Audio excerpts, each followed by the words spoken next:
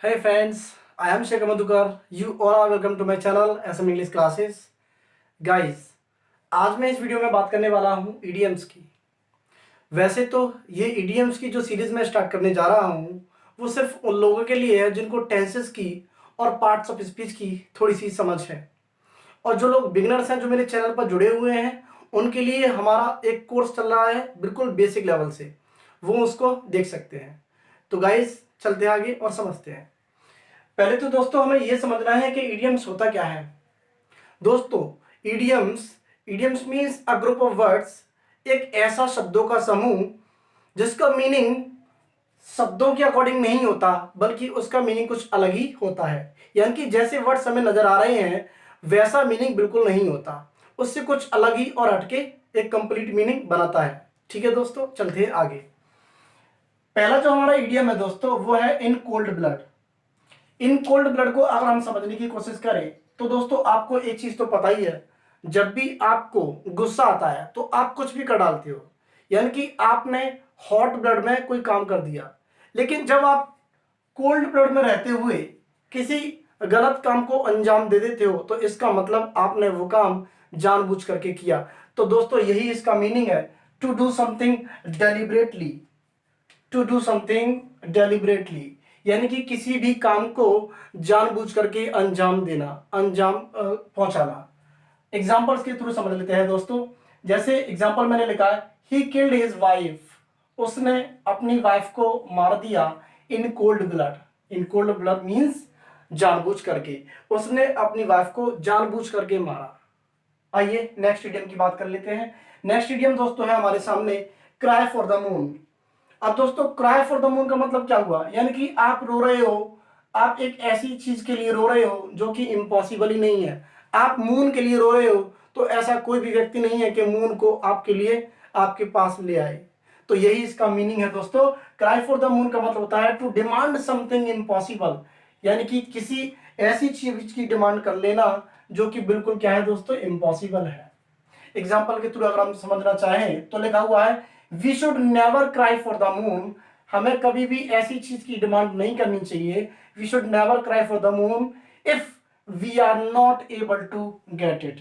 अगर हम उसको प्राप्त करने योग्य नहीं है, हम उसको हासिल करने योग्य नहीं है, तो हमें ऐसी चीज के लिए क्राई फॉर द मून नहीं करना चाहिए, यानी कि ऐसी डिमांड नहीं करनी चाहिए। नेक्स्ट इडियम है दोस्तों हमारा, call a spade a spade. इसको समझ लेते हैं मेरे फ्रेंड्स। कॉल स्पेड स्पेड का दोस्तों मैं समझा देता हूं आपको।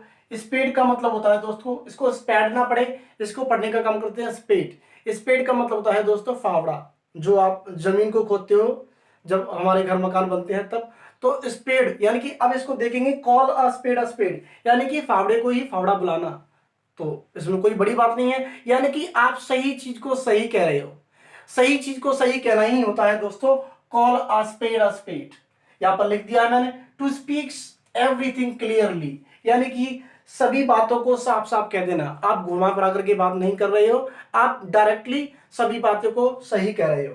एग्जाम्पल से हम देख लेते हैं दोस्तों। लिखा हुआ है, I like those who always call a spade, यानी कि मुझे ऐसे लोग पसंद है, आई लाइक दोज मैं उन्हें पसंद करता हूं, who always call a spade, यानी कि जो हमेशा सही बात को सही कहते हैं।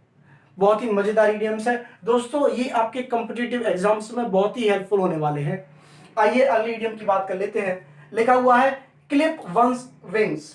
वंस का मतलब किसी के भी, क्लिप माने आपको पता ही है, क्लिप जैसे पता है किसी चीज को होल्ड करने के लिए हम लगा देते हैं, कपड़ों पर लगा देते हैं। जब आप कपड़ों पर टांगते हो, ठीक है दोस्तों, लटकाते हो, तो आप क्या करते हो, क्लिप करते हो।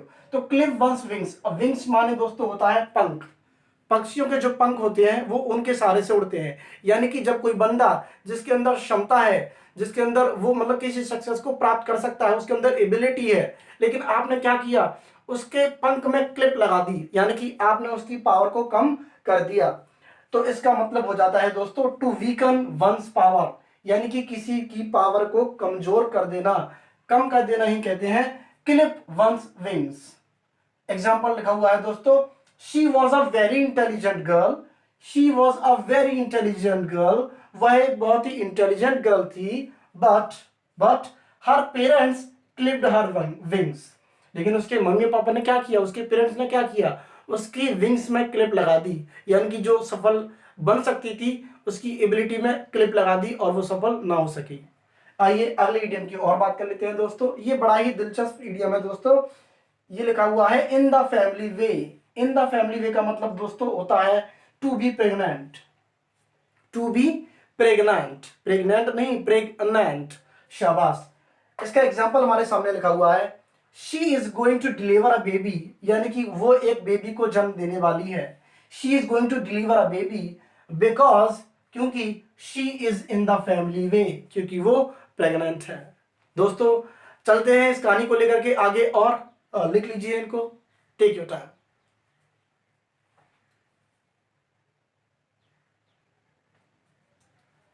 फ्रेंड्स तो अगले इडियम की बात कर लेते हैं हम लोग। चलिए अगला इडियम है फ्रेंड्स हमारा कम ऑफ विद फ्लाइंग कलर्स। बहुत ही अच्छा इडियम है, कई बार एग्जाम्स में आया हुआ है, इसलिए ज्यादा ध्यान देने की कोशिश करें दोस्तों। कम ऑफ विद फ्लाइंग कलर्स का मतलब होता है दोस्तों टू सक्सीड इन समथिंग, यानी कि किसी भी काम में सफल हो जाना। एग्जाम्पल्स के थ्रू समझते हैं। ही इज वर्किंग हार्ड, वह मेहनत कर रहा है। आई एम श्योर, मुझे पक्का भरोसा है। He will come of with flying colours, कि वह जरूर ही सफल होगा। दोस्तों आपको पता ही है जब कोई बंदा मेहनत करता है तो उसको जरूर ही सफलता प्राप्त हो जाती है। नेक्स्ट इडियम है फ्रेंड्स हमारा इन्स एंड आउट्स। इन्स यानी कि अंदर की चीज है, आउट्स मतलब बाहर की चीज है, यानी कि इन्स एंड आउट्स का मतलब हो गया फ्रेंड्स सीक्रेट्स। सीक्रेट्स, कोई ऐसा बंदा होता है हमारी फैमिली में जिसको हमारी फैमिली की अंदर की बात है इन्स और बाहर की चीजें आउट्स सब कुछ पता होता है। एग्जांपल्स के थ्रू समझ लेते हैं। लिखा हुआ है friends he is aware of all the ins and outs. फिर से पढ़े, he is aware of all the ins and outs of my family, यानी कि वह मेरे सारे सीक्रेट से परिचित है, वो मेरे परिवार के सभी इन्स एंड आउट से परिचित है, सभी चीजों को वो जानता है। नेक्स्ट इडियम है दोस्तों हमारे साथ में born with a silver spoon. ये काफी दिलचस्प इडियम है।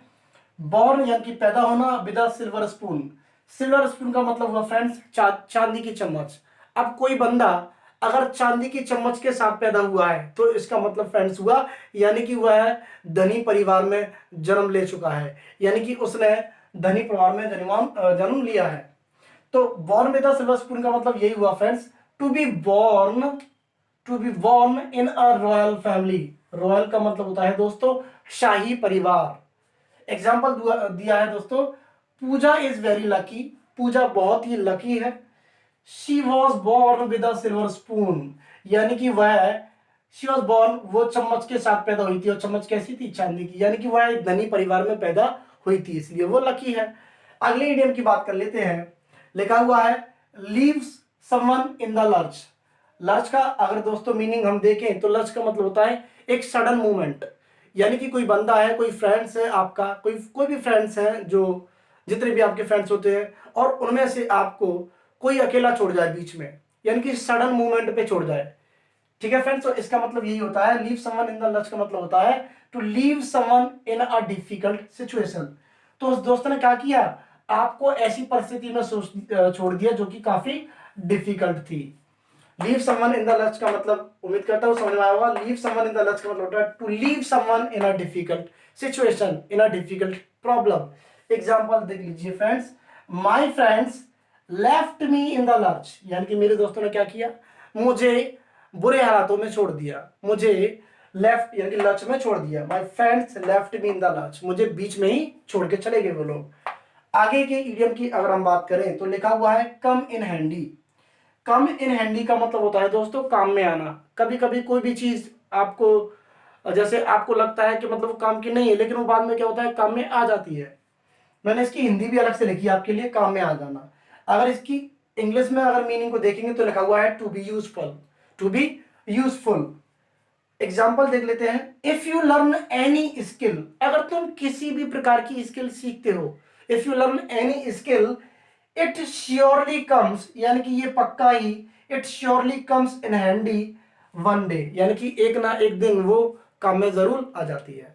तो उम्मीद करता हूं फ्रेंड्स ये मैंने जो 10 इडियम्स कराए हैं आपको पसंद आए होंगे, आपको ये अच्छे लगे होंगे। अगर आप चाहते हो कि मैं ऐसे ही वीडियोस बनाऊं और अगर आप चाहते हो कि मैं ऐसे ही ईडियम्स के ऊपर वीडियोस और बनाऊं तो प्लीज़ मुझे दोस्तों कमेंट बॉक्स में कमेंट करके ज़रूर बताइए। Thank you very much guys.